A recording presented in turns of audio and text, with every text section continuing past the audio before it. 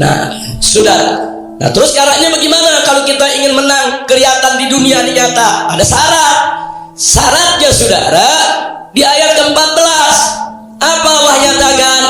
Ya ayyuhalladzina amanu kunu ansarallah.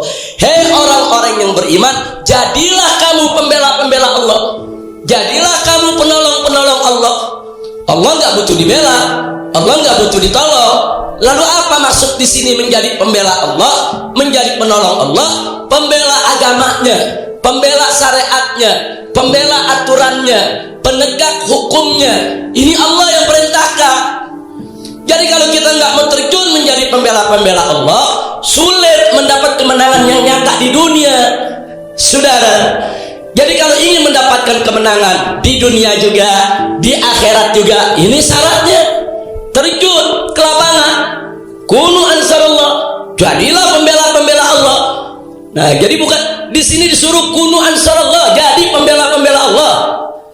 Jadi bukan sekedar kita disuruh sholat, zikir, puasa, bukan sekedar itu, ada yang lain. Jadi pembela Allah, bela. Kalau ada Allah dihina, Nabi dihina, Islam dihina, Quran dihina, turun bela. Bela dengan lisanmu, bela dengan tanganmu, bela dengan badanmu, bela dengan harokatmu, bela dengan segala kemampuanmu yang ada. Kalau ini dilakukan, baru Allah berikan kemenangan yang nyata, ya ikhwan. Nah, kalau Allah dihina, diam. Nabi dihina, diam. Quran dihina, diam. Bagaimana kemenangan nyata mau diberikan di dunia ini? Nggak bisa. Jadi ada urutannya, saudara. Kita lihat.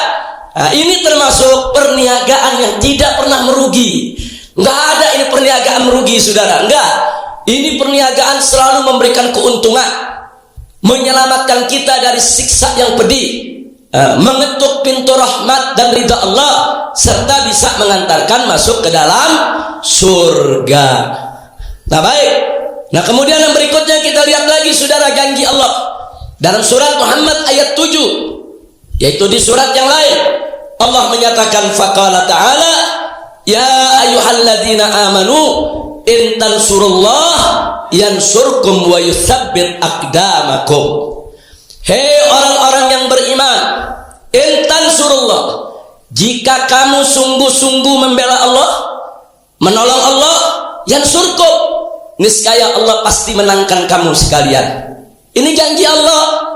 Allah nggak bohong, Allah nggak dusta. Mustahil Allah berdusta, ya ikhwan. Allah maha benar, sadaqallahul azim. Innallaha la yukhliful mi'ad. Dan sesungguhnya Allah tidak pernah dan tidak akan pernah mengingkari janjinya. Allah bakal menangkan kamu sekalian. Wa yutsabbit aqdamakum, dan Allah akan teguhkan langkah-langkahmu sekalian.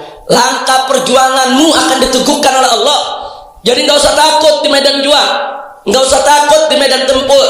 Apapun resikonya, janji Allah bersama kita. Apapun resikonya, pertolongan Allah bersama kita. Nah, saudara, ini diantara ayat-ayat Al-Quran yang kita jadikan sebagai dasar pemberi motivasi untuk melakukan aksi bela Islam. Kenapa kita lakukan aksi bela Islam? Karena ada janji dari Allah, nasrun minallah wa fathun qarib.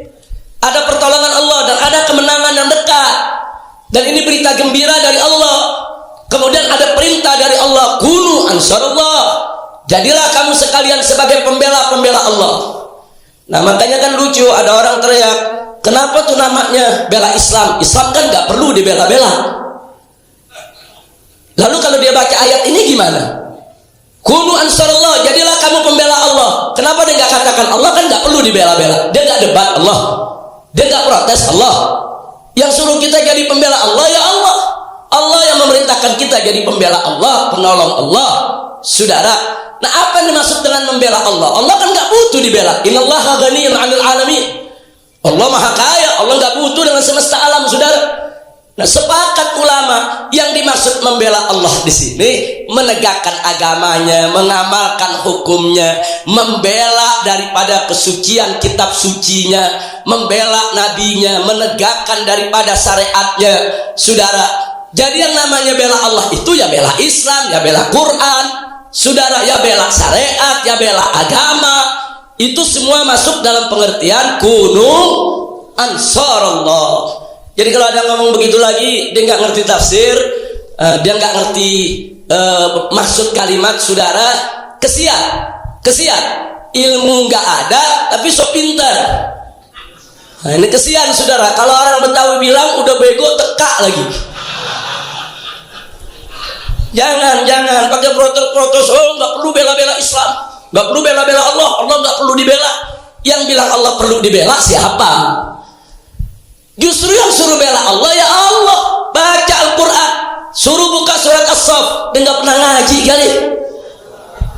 Suruh baca, saudara. Nah, ini yang perlu kita ingatkan. Kira-kira sampai di sini jelas tidak? Paham tidak?